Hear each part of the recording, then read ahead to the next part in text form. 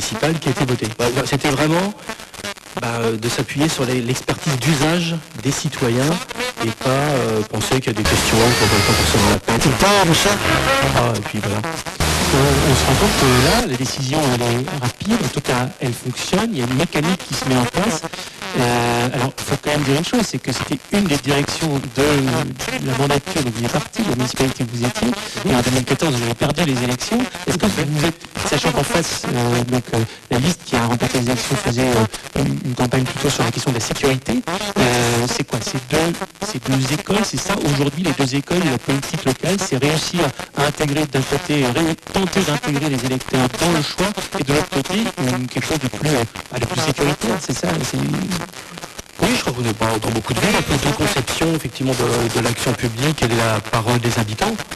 Peut-être certains plus légitimistes en disant on a été élu, c'est pas pour rien, donc voilà, on nous a donné un mandat, on y va et on rendra compte dans 6 ans.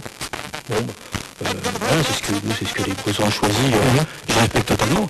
C'est ce que je disais quelque part, c'est pas forcément, la démocratie locale n'est pas forcément, c'est peut-être pas ce qui fait en tout cas le plus vendeur.